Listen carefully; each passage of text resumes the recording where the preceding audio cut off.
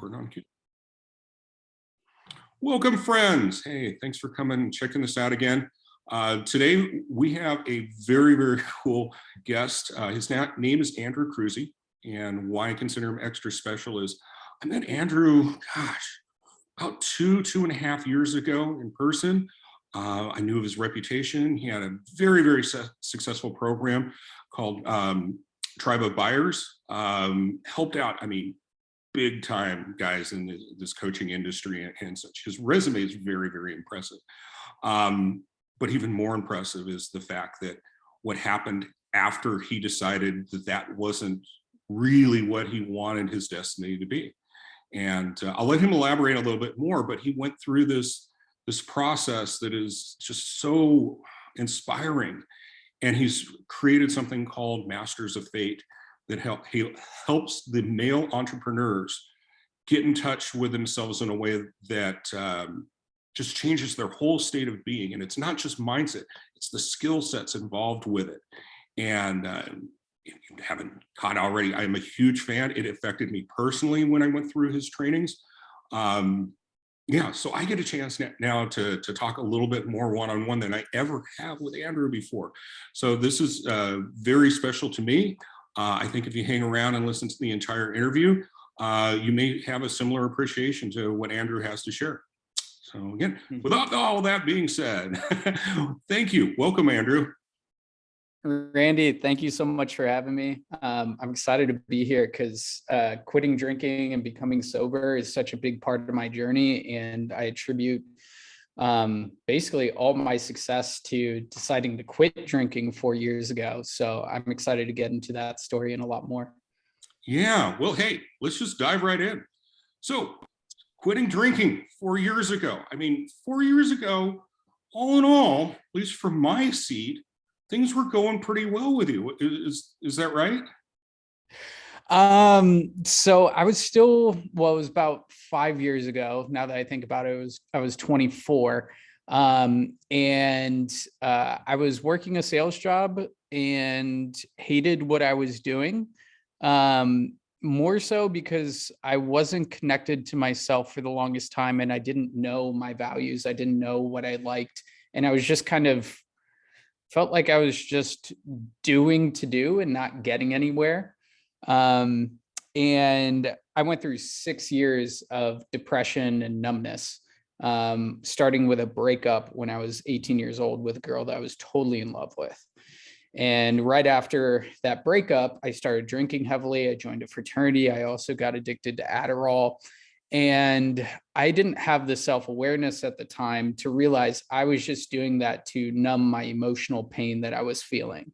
And I didn't want those feelings to come up. And I subconsciously didn't want to process those feelings, which was holding me back. And it went on for 6 years like this. I had 2 jobs in college. I got pretty decent grades, but I was totally numb inside. And then after college, I kept drinking. I moved to Chicago, got a sales job out there. And I was always a hard worker, but I suppressed how much I could feel from just working hard.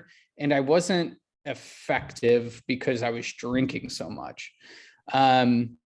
And I was so heady all the time. I was a psychology major in college and just hearing about mental disorders all day, I started to become a little bit of a hypochondriac and take that on and all that stuff. But I was on Wellbutrin and Lexapro.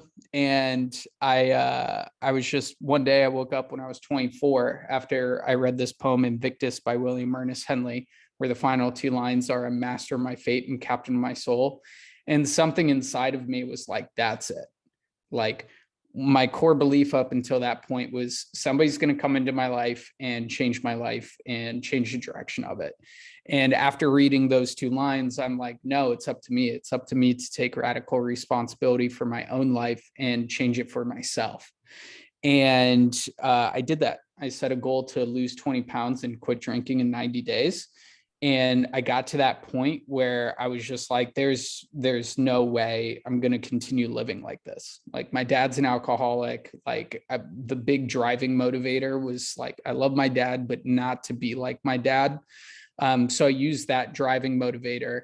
And one thing that really helped during that process was asking myself, am I coping or am I thriving right now?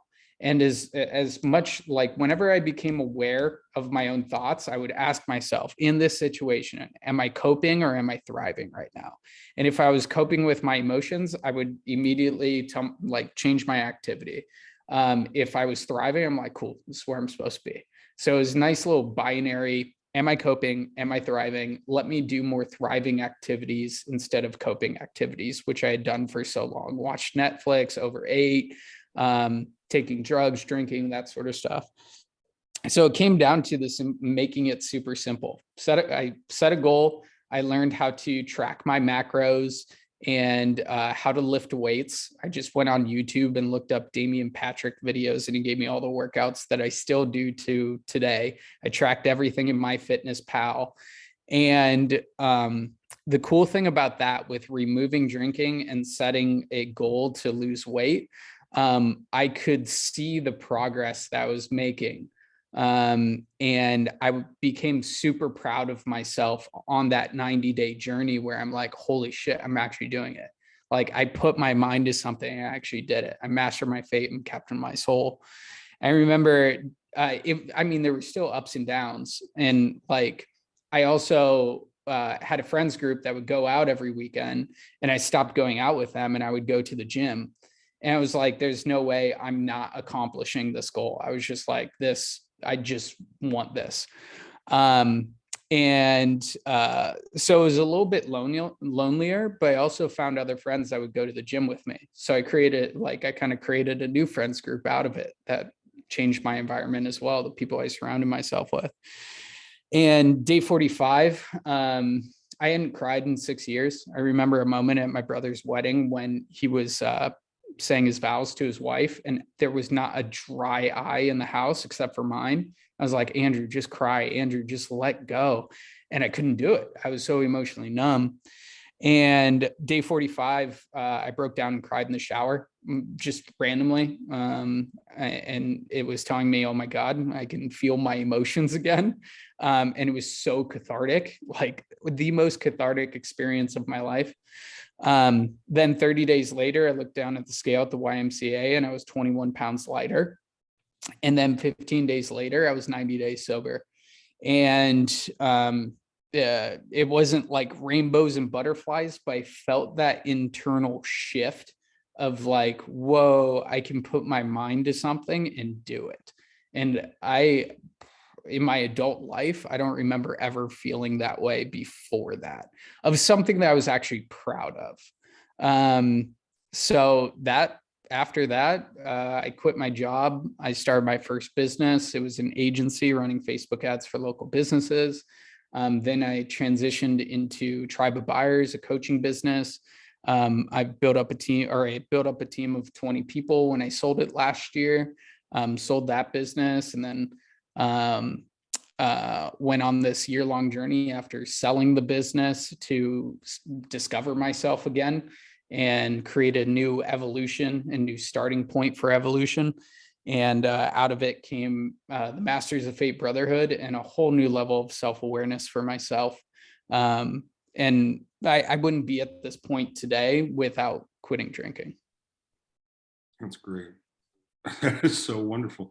So if I heard you right, inadvertently, your original goal was basically to numb the feelings that you didn't want to experience. Okay. Yeah, I didn't know that at the goal, time. Again, was not to feel, but it did become something that once you were aware of, you realized it was an accomplishment. So you replaced it, a goal of avoidance of pain, and replaced it with a pursuit of fulfillment and being able to achieve things that were important to you. Is that right? Yeah, and now that you bring that up, I remember just this small voice inside of me, starting from when I was 18, that kept like telling me, quit drinking. Hey, Andrew, quit drinking. quit drinking. And then over time, it just got louder and louder and louder. And I got to this point where I'm like, oh, I can't ignore it anymore.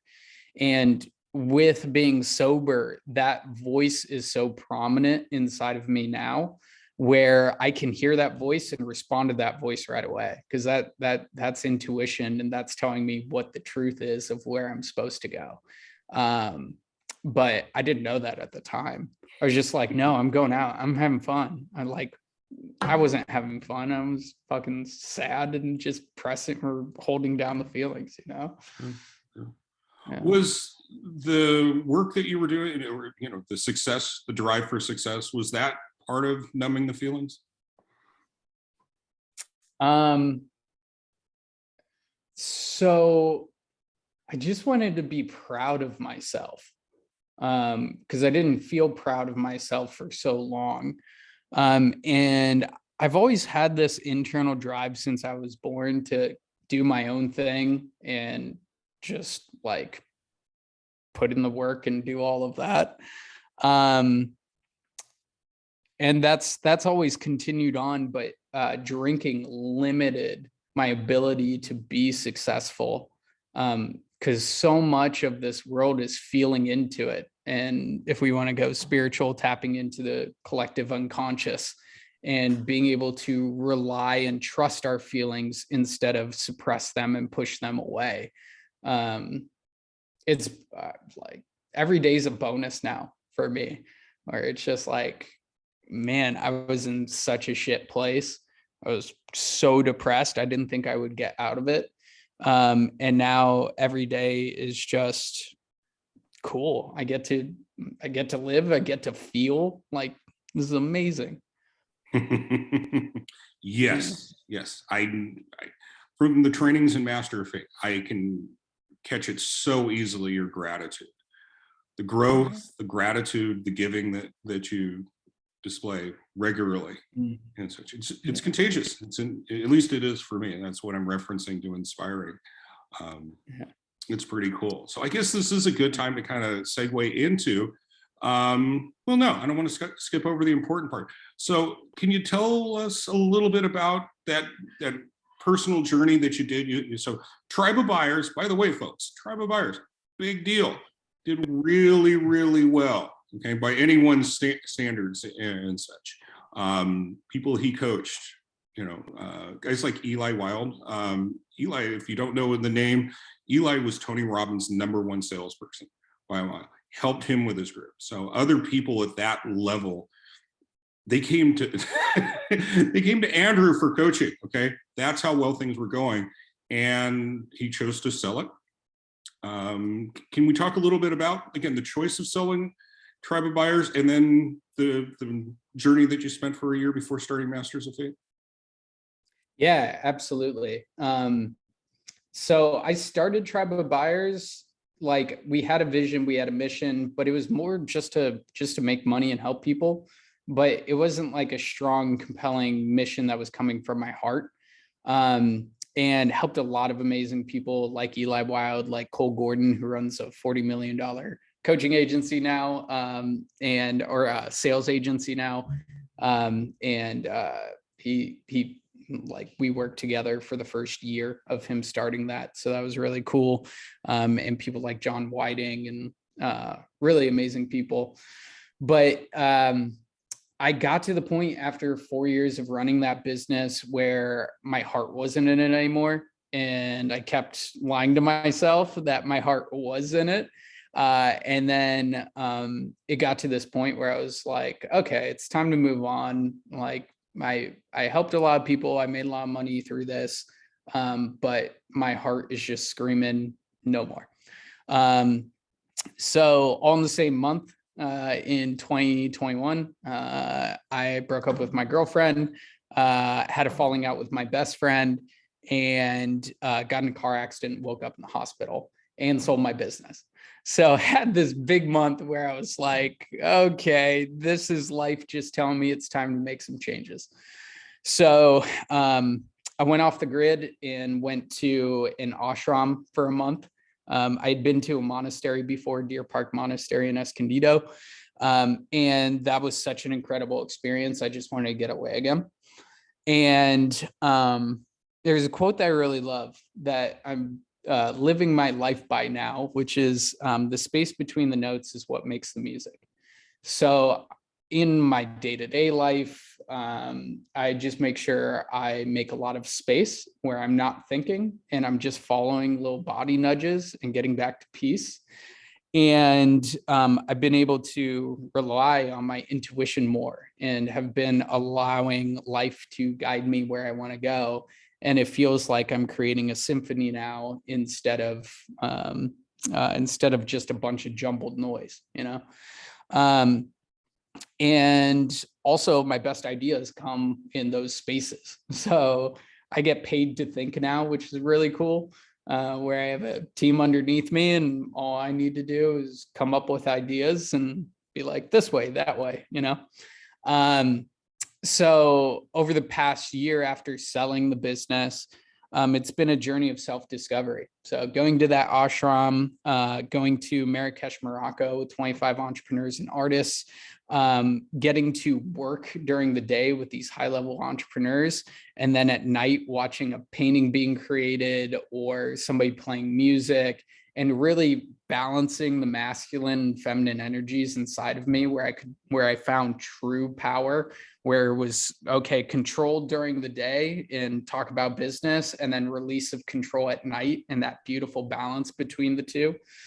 And then built a couple houses in Mexico for families, low-income families that are literally living in tents and on dirt. And I donated a house on my birthday last year.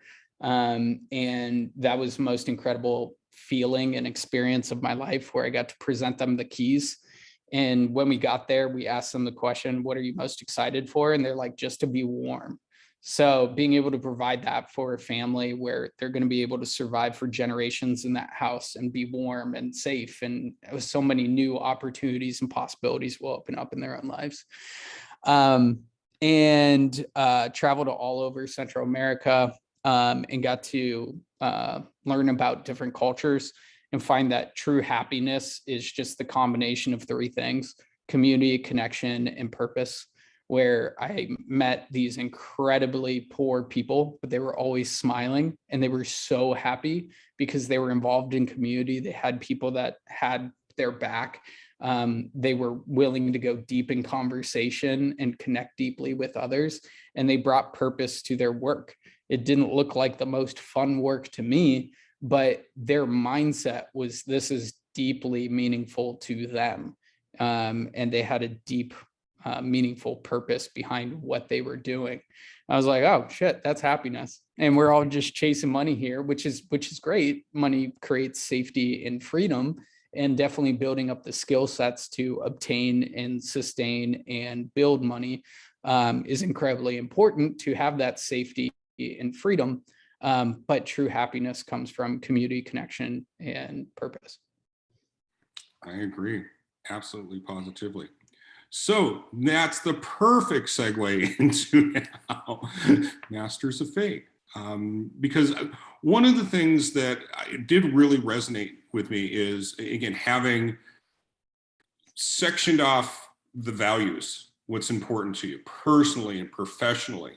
You know, because I mean, myself, I can say things like, well, no, my intention today is experience and express inspiration so others may do the same in their own unique way. And I'm very grateful that after I set that intention, it's manifested. But it's so broad, where what you've done reminds me very much of the values factor with Dr. DeMartini, which anyone who's listening to, if you're not familiar with it, very good book.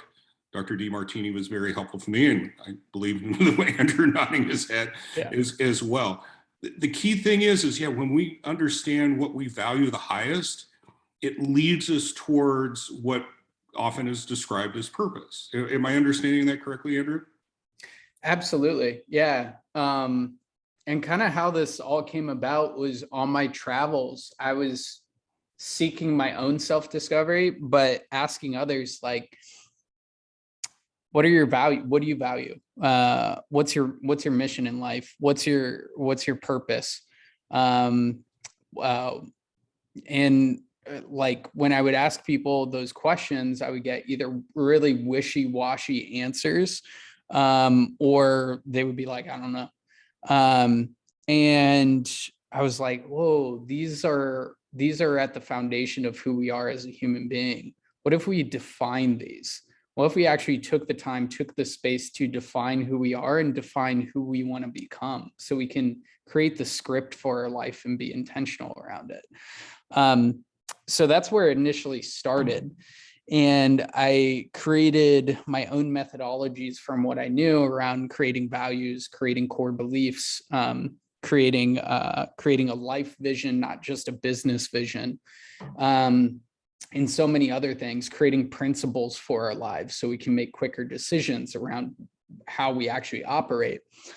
And what I came to find in my own life when I started defining these and implementing these things is an unshakable confidence of who I am and where I'm going, and a trust in the future that I had never had this strongly before, where it's like, oh, I know where I'm at. I know where I'm going to go. I know the skill sets I need to build to go there. I know the people that I want to surround myself to go there. Cool. It's all right there. So it's just a matter of time to put those things in place.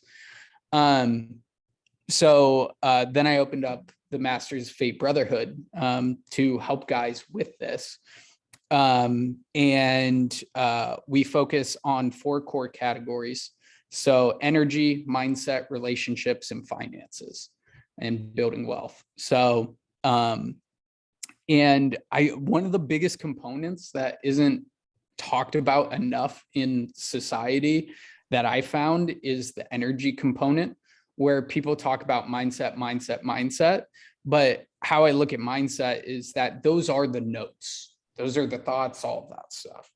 But you also have to have the energy component to create the spaces between the notes. What are you doing to stop that mind that just keeps running and running and running, which I had an issue for that for so long.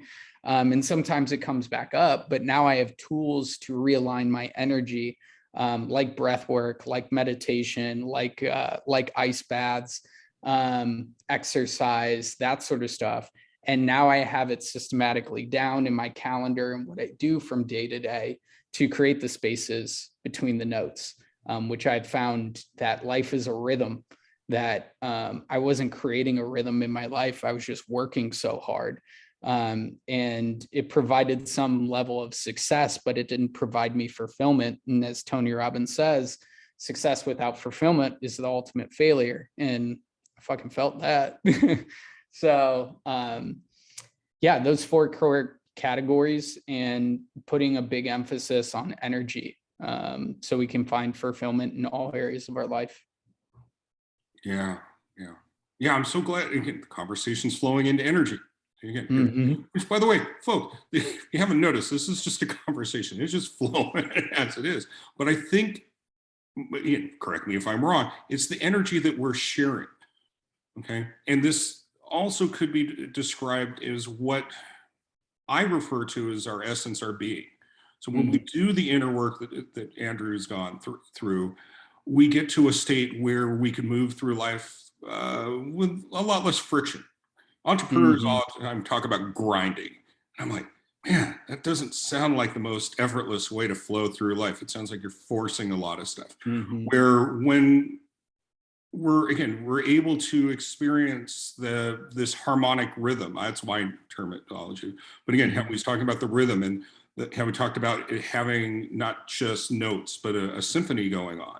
Again, there's a harmony going on, and it's rhythmically, and there's a flow of it. And if you can picture, again, like a symphony, when the violins are playing, the cellos may not be playing. And vice versa. Maybe you might have the timpani drums playing and stuff. And there's times that they're coming together and they're all supporting us. And there's an energy to music, the quiet parts, the loud parts, the fast parts, the slow parts. That's life. And what Andrew's touched on all these things here, again, is allows us to create a life we don't want to escape from. In fact, actually, we engage and embrace, and we create things that are very, very important for us and also of value for others. I mean, excuse me, a lot of my own words, but I'm catching that from our times together when you've coached and trained in a group setting with Masters of Fate, and you're nodding your head. So am I catching what you've been throwing down?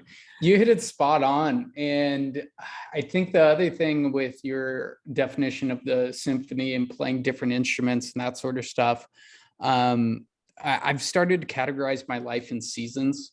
So health season, relationship season, wealth building season, spirituality season. So kind of with my own journey, when I quit drinking, I entered a health season and getting my health right. Health is wealth. So when I got to that point where I felt healthy again, I felt clear-headed, all of that, which took time and there were ups and downs, but like after those 90 days, it was just like, whoa, I feel like a completely different person. And then I entered a wealth building season where I quit my job and started my first business and kind of did that hustle and grind culture, which was good for a time being. It just lasted too long.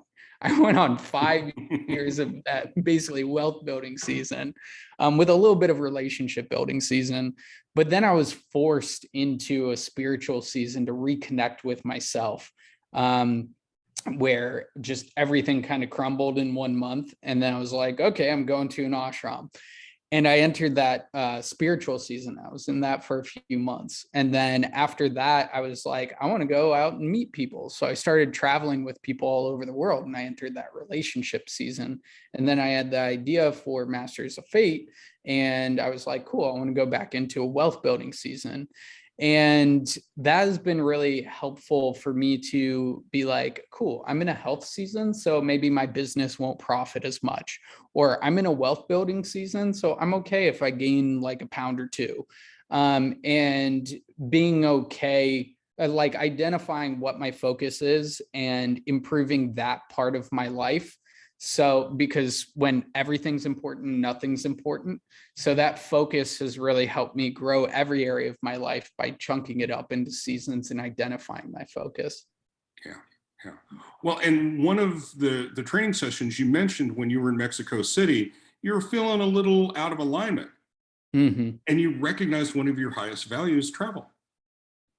So once you recognize that, then you got into action. And if I recall right, you returned to Southern California and Encinitas. Is that right? Yeah. So that's why I think it's so important that we identify our values.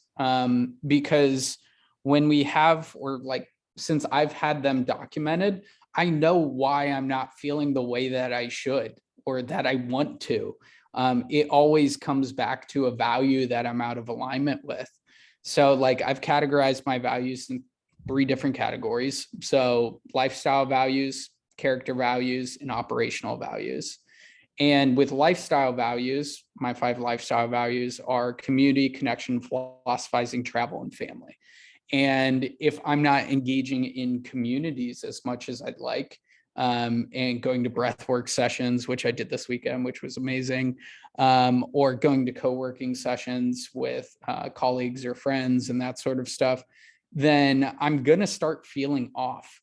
And I know I'm out of alignment with that value. So these values are just things that I live up to and aspire to and put in my calendar to actually do.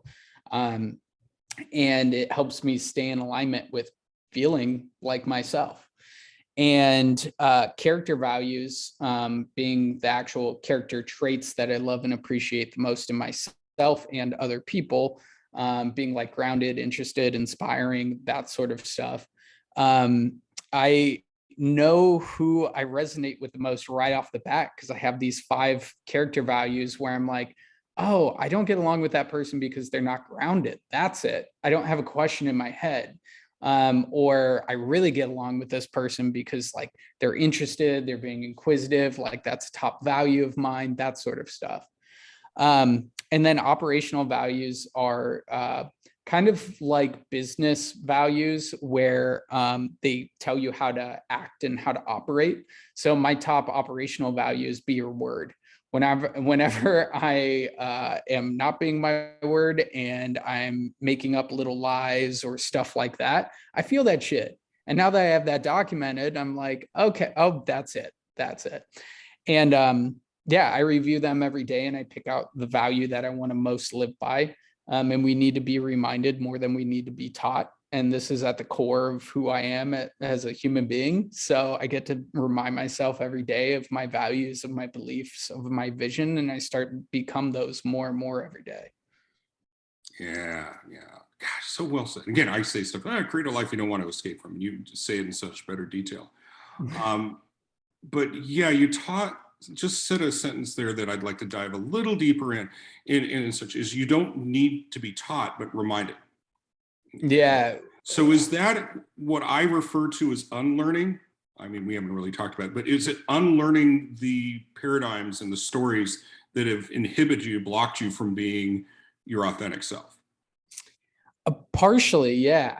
I think there is so much complexity in the world that it's so easy to get distracted.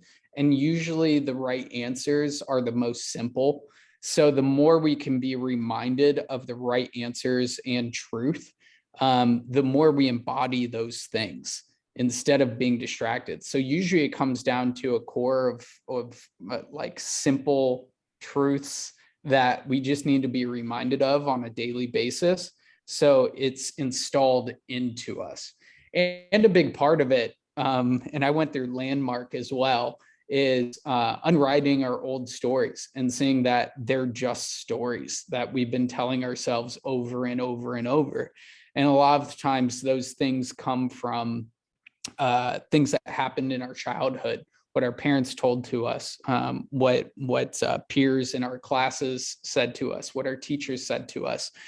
And I had one running in the back of my head for the longest time where my mom used to always, and I love my mom, bless her, but she used to always tell me, Andrew, you're selfish. Andrew, you only care about yourself, that sort of stuff growing up. And I wouldn't speak up to other people. And I would identify as a hardcore introvert for the longest time, because in the back of my head, I was like, Andrew, don't speak up because you don't want people to think you're selfish. You don't want people to think you're self-centered, all of that stuff. And I went to somatic therapy for 1.5 years, which was so helpful. And I've got her on speed dial still. But I was able to notice that core belief that I had in the back of my head and rewrite that core belief and tell myself I deeply care about people. I deeply want people to succeed. I don't want to be the center of attention. I've actually hired team members to be the face of the company, so I don't have to be. So that's obviously not true. I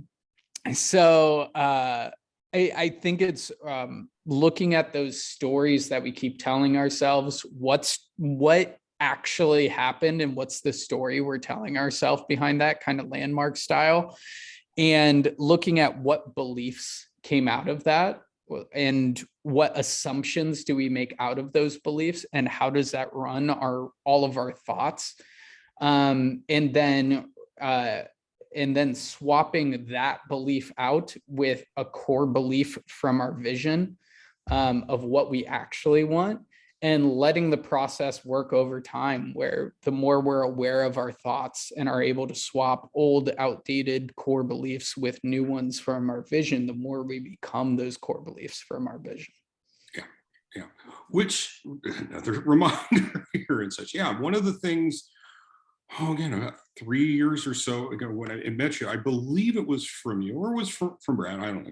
You guys are friends, so I associate the two of you and such. But yeah, how would my future self respond in this condition or this situation and such? So, like enrolling in a program. Okay, I envision myself in the future being financially responsible, but also financially literate and understanding investing in myself is investing in my future, the quality of my life, and the lives of those around me. So, okay, right now I might come up with a lot of excuses like I don't have the time or money, but future self would, again, a person who's financially intelligent and has the means would probably say, wait a minute, you know, again, this is a smart decision for yourself, both personally and professionally, and hence I enrolled in the program. So is that similar like yourself? Again, you were coming from a place, a state of being that you can see clearly and confidently, that this is where I will be, and we just get to set the time frame, call it 5 years. That's a nice number. 5 years from now, these are my goals. This is how I'm going to live. This is again, how my internal needs will be met. And this is, again, how I'm going to navigate. These are my highest values and I'm going to actualize.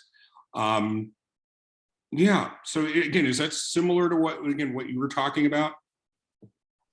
Yeah. So where we start is with our values. So our vision is coming from what we want, because I created a vision 4 years ago of what I thought I wanted and I got it. And then I'm like, oh, that's not what I wanted. Like I hadn't gone through the values process. I mean, it was cool. Like I made a lot of money. That was great, but I was miserable when I sold my business because I worked so hard. I didn't look at the feeling that I wanted to generate.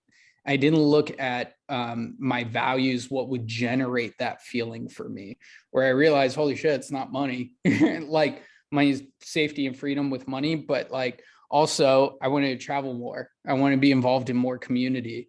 I wanted to go deeper in conversation, connect deeply with people. And I've painted that into my future, my life vision. And I had a vision for my life, or for my business. I had a vision, or I had values for my business. I had systems for my business. So over the past year, I built that all out for myself, my life vision, my own personal values, life systems, to simplify things.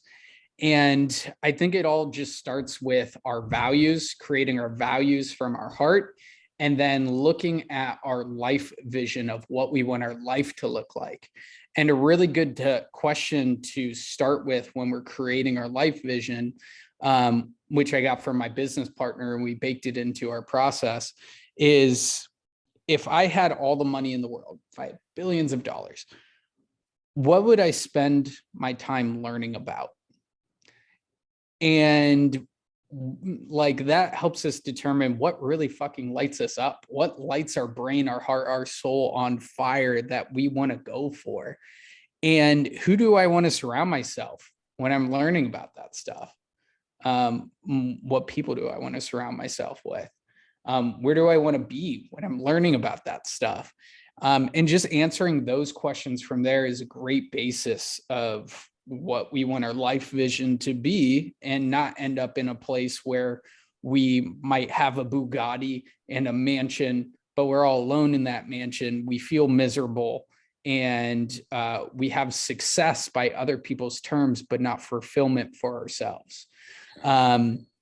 So being able to do both, being able to make a lot of money and also be super happy when we get there is the most important part.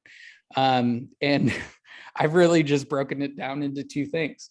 How profitable can I be and how peaceful can I be while making this massive impact? How profitable can I make others and how peaceful can I make others?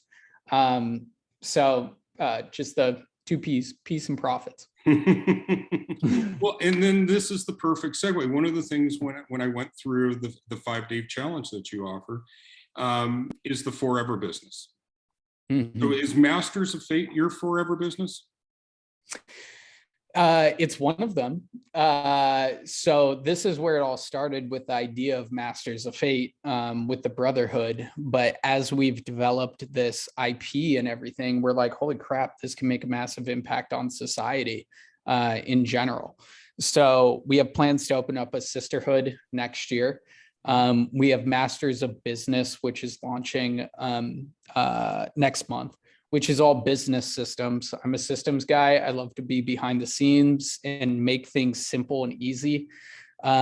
So helping businesses create their vision and their values and their character deck and that sort of stuff, and then set their goals back from their vision so their business is super predictable and build the systems out around their vision. So opening up Masters of Business, and then next year doing Masters of Wealth, launching that with one of my business partners, Nick Robbins. And I've got a real estate company already, just bought another 312 units in Dallas, Texas. So main thing is helping people connect to like-minded people with similar values and create communities around that. And also help people make more money so they can have safety and freedom in their life, and from a place that makes an impact on this earth instead of just doing it for the money. Yeah. And I hope you folks, again, have caught this. This is a man that is genuine and as sincere as anyone I've ever met. But he's also pretty successful financially as well as anyone. Again, you just catch again. He's diversified, and how he's been able to, again, accumulate all this wealth is because he provides genuine value into this world. Okay, you couldn't be in business for as long as you can, and you couldn't have the same kind of people wanting to partner with him and work with him if this wasn't something that was real and was genuine. And again, and don't take my words for it. Again, if I've referenced a couple times in this conversation, Andrew has a free Facebook challenge. It's a 5-day Facebook challenge accompanied with Airtable board for daily goals and such. I mean, this thing is, I mean, again, I'm going to go fanboy on you and stuff, but this would be a solid $1,000 program. I would easily see the $997 paying for this program and think it was well worth the money. And he's offered it to the world for free. So if anything you've heard Andrew touch on right now, if you'd like a little bit of that, well, a little bit deeper than just the conversation, I should say, it's available to you. Andrew, you of course know how to direct people to it better than I. How would somebody be able to get this training?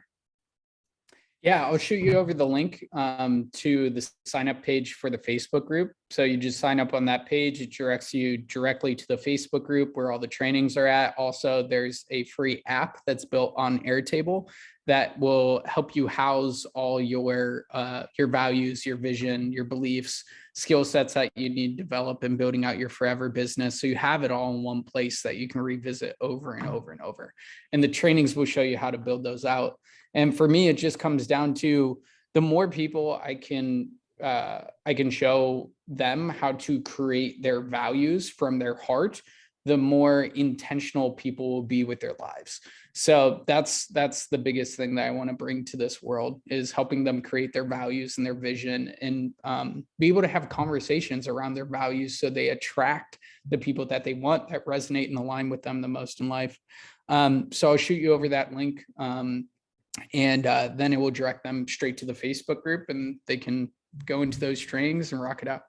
Yeah, cool. Yeah. So, and just, again, as we started here, this just started with making a commitment, being aware that there was a need. He made a commitment. He was fully all in. And in 90 days, he'd been sober 90 days. He had lost 20 pounds, and he had gotten in touch with his feelings that he had been basically numbing for over 6 years at least of intense depression. It just started with a choice, and then a commitment to do the actions that were congruent with that choice. Everything you just heard over like the last hour and stuff came from one simple choice, and then actions that were congruent with it. But I think one of the things, again, the Invictus, though, as he talked about being the captain of your fate, right? Again, no one else is responsible for the quality of your life but yourself. Okay. This, again, being master of fate and such, I think really of all the things we've talked about is being fully committed to being the person who directs their life. And that's, again, the masters of the fate. There's certainly people in this world that says life is happening to them. Okay. And please don't take this personally if you're someone like that, but it's a victimhood mentality. Okay. Sorry, again, if you are one of those, maybe this was the slap up the side of the head you needed. Again, and frankly, I was one of those people and stuff. It was not until I realized I was addicted, not to alcohol or drugs, but to blaming people. I was always looking for an excuse to find some way to dampen those feelings of inadequacy and stuff. I felt that I was powerless over life because, again, everything was happening to me. Poor pitiful me. My job sucked. My girlfriend sucks. Everything sucks. And if you had my life, you'd feel the same way too and get wasted all the time. And when I was able to say, no, sorry, no, my boss isn't the reason why my job sucks. My job sucks is because I'm doing everything I can to do as little as possible, get away with it and keep my job and stuff, and on and stuff like that. When once you take ownership of your life, the responsibility of it, and it can, again, start with a very realistic goal that can be achieved in 90 days. And this is, again, one of the things that Andrew's 5-day challenge instilled upon me. It reminded me, again, this is a self-evident truth. I don't think I'm saying anything that anybody hasn't heard before. But when you're reminded of it, especially by doing it and recognizing the benefits of, choosing instead of immediate gratification, but long-term satisfaction, amazing things are going to happen. This is, again, Andrew, yeah, he worked his tail off for this stuff. But again, it was also a simple choice that started all this as well too. So yeah, it involves effort, no two ways about it. But when you're aligned with your values, it's not work, it's just effort. I mean, again, I'm kind of putting words in your mouth, but is that right, Andrew? I love your story so much, Randy. I resonate with that so much, especially with the boss part, doing as little as possible and just getting by, and then being pissed off at everything. Like, I was very much in the same mindset. And it's you nailed it on the head that when I was able to shift the belief of life happens to me to life happens for me, and then I've actually built upon those, if you want to get into that, which I think is pretty cool. But that simple shift to move from victim mindset to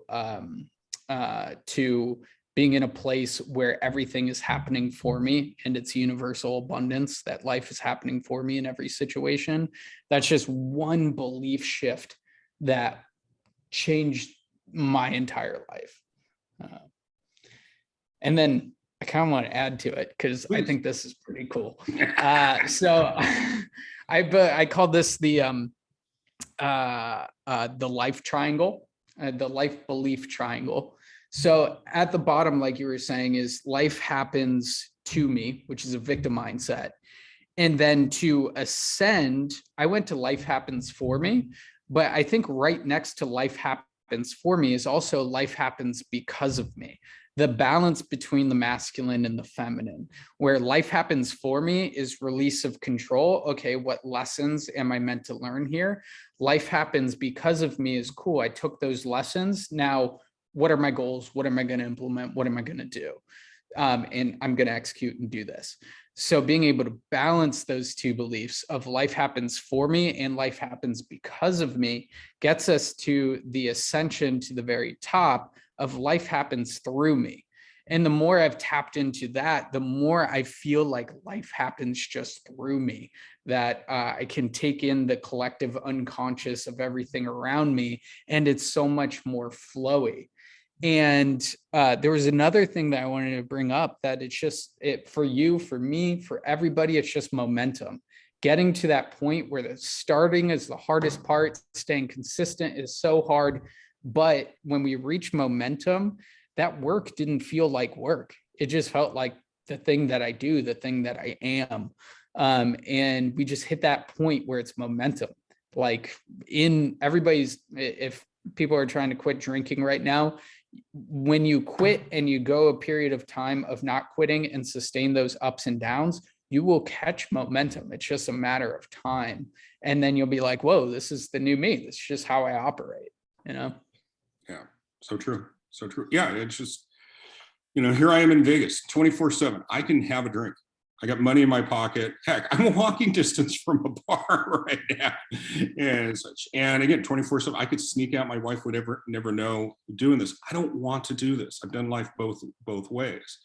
Yeah, I'd rather be connected with the oneness, the totality of myself and the universe as well. And not to go too deep into the spiritual stuff, but yeah, you get to a point where this isn't, again, as I talked about grinding, it's not forced. We get into, it's a flow state is what I believe is an accurate description. We get into a flow state and life isn't necessarily all rainbows, puppy dogs, and all that good stuff. There's challenges for sure. And there's tragedies.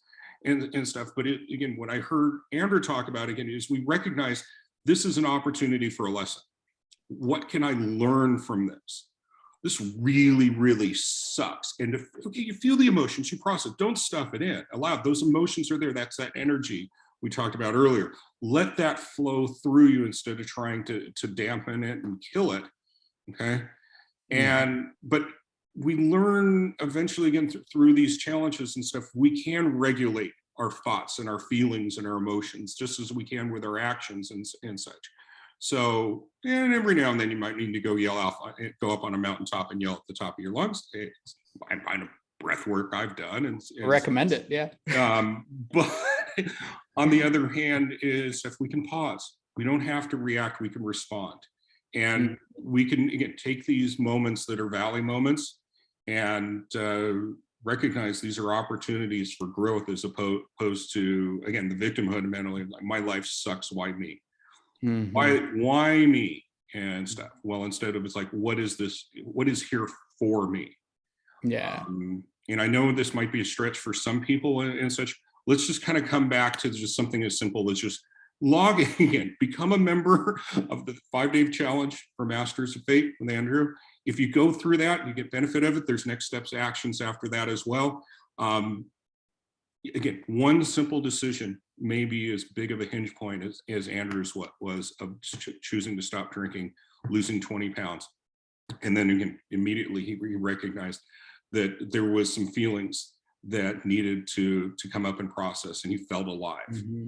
The cool thing is you can feel alive and it doesn't suck. It feels great. So, yeah. All right. Again, Andrew, thank you so much for your time today. I appreciate it. I hope if you've listened this far, you've appreciated it as well.